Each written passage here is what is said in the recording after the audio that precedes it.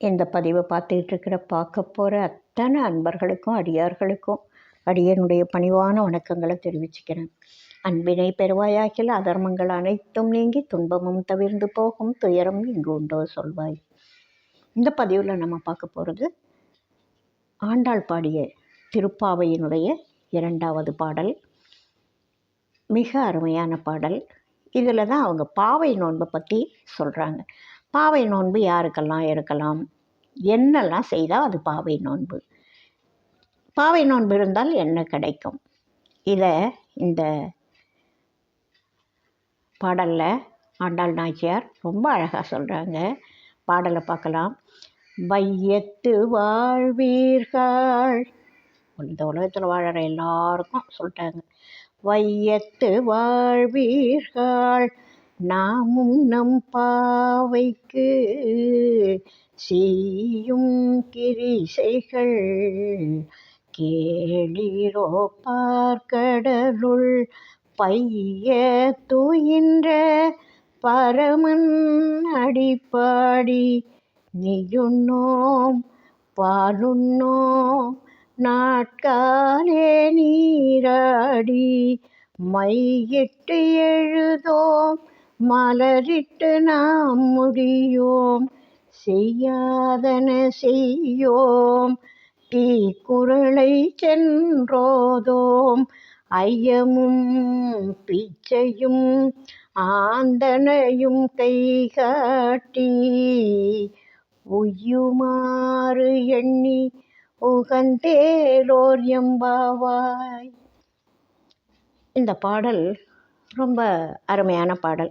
யாருக்கெல்லாம் இவங்க சொல்கிறாங்க பாவை நோன்பு எடுக்கலாம் அப்படின்றது? யாருக்காக?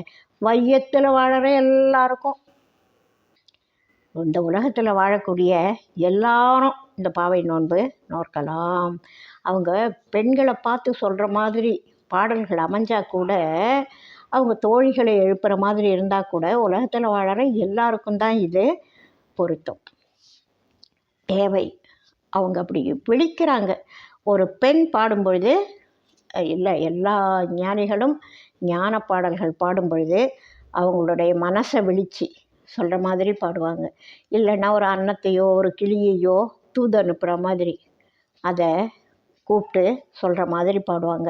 எதிரில் ஏதோ ஒன்றை நிறுத்தி அவங்களுடைய கருத்துக்களை சொல்கிறது நிறைய பாடல்களில் நிறைய மகான்கள் அப்படி பாடியிருக்காங்க. அதுபோல் இவங்க சொல்கிற தோழிகளை எழுப்பி சொல்கிற மாதிரி இந்த பாடல்களை அமைச்சிருக்காங்க. வையத்து வாழ்வீர்கள், இந்த உலகத்தில் வாழற எல்லாருக்கும் செய்து இந்த உலகத்தில் வாழ புண்ணியம் பண்ணியிருக்கிற ஆத்மாக்களே, பெண்களே, நாமும் நம் பாவைக்கு செய்யும் கிரிசைகள் கேளுங்க. பாவை நோன்புக்கு என்னென்ன செய்யணும் அப்படின்னு கேளுங்க. பார்க்கடலுள் பையத் துயின்ற பரமன் அடி பாடணும். முக்கியமான வேலை என்னன்னா, பார்க்கடலில் பள்ளி கொண்டுள்ள திருமாலுடைய திருவடிகளை பாடி பரவணும். இறைவன் வேறு, இறைவனுடைய அருள் வேறு, இறைவனுடைய திருவடி வேறு அல்ல. அவனுடைய அருள், அவனுடைய திருவடி, அவனுடைய கருணை, அவன் எல்லாம் ஒன்று தான். இந்த வார்த்தைகளில் எதை சொன்னாலும் ஒன்றோடொன்று பிரிக்க முடியாத வார்த்தைகள். பையத்துயின்ற பரமன் அடிபாடி, அந்த திருமாலுடைய, அவர் பாம்பனையில் படுத்துக்கிட்டு இருப்பார் இல்லையா, அவர் சும்மா, அதாவது பேருக்கு கண்ணை மூடிட்டு இருப்பார், எல்லாம் தெரியும். அந்த மாதிரி பையத்துயின்ற பரமனுடைய திருவடிகளை பாடணும். அதோடு மட்டும் இல்லை, இந்த நோன்பு எடுக்கிறதுனா என்னென்ன செய்யணும் தெரியுமா? நெய் உண்ணக்கூடாது. ஏன் நெய் உண்ணக்கூடாது? நெய்யினுடைய தன்மைகள், குணங்கள் இந்த உடம்புல கொஞ்ச நாளைக்கு சேராமல் இருக்கட்டுமே, அதுக்காக. நாக்கு ருசியை கொஞ்சம் குறைச்சி வைப்போமே, இதுக்காக நெய் உண்ணும். சுவை கருதி உண்ணக்கூடாது. விரதம்னாலே அதுதான். சுவைக்காக உணவு உண்ணாமல் சில காரணங்களோட அந்த நெய் உண்ணோம், பால் உண்ணோம். பால் உண்ண மாட்டோம். காலையில் நாட்காலே நீராடி, காலையில் எழுந்து நீராடி மையிட்டு எழுதோம். மேக்கப்லாம் பண்ணிக்க மாட்டோம். மலர் இட்டு நாம் முடியும். இந்த மேக்கப்பில் அது பெண்களுக்கு ரொம்ப இஷ்டம். அதனால் நாங்கள் மையிட்டு எழுத மாட்டோம், கூந்தலில் மலர் சூடிக்க மாட்டோம், செய்யாதன செய்யும்.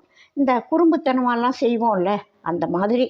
அதாவது மனசு மற்ற கேளிக்கைகளில் ஈடுபடக்கூடாது.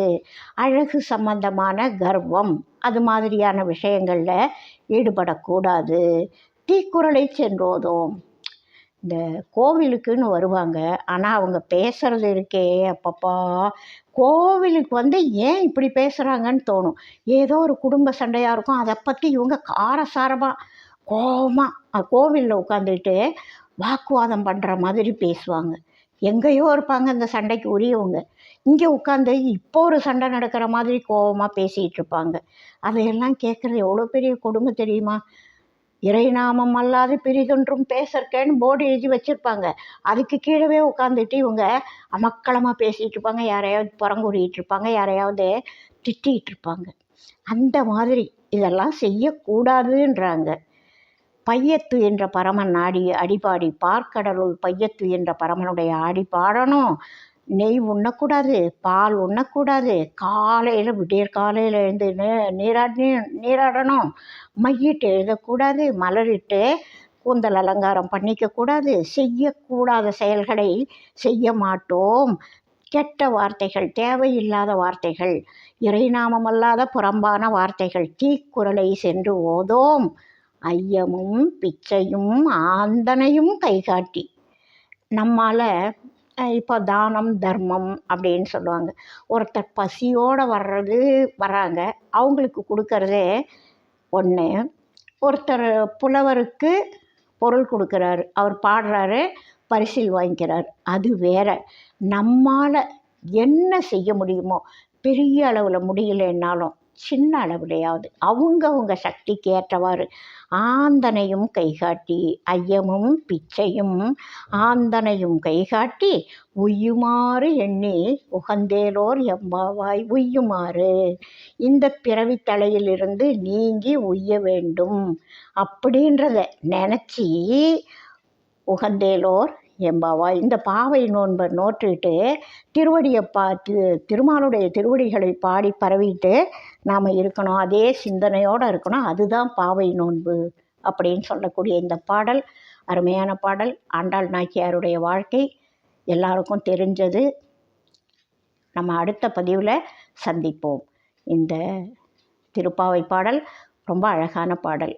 இது எங்கே முடிக்கிறாங்கன்றது பின்னாடி வரும். அதோடு அவங்க இந்த பாவை நோன்பை முடிப்பாங்க. வாழ்க வளமுடன். அடுத்த பாடலோடு அடுத்த பதிவில் சந்திப்போம்.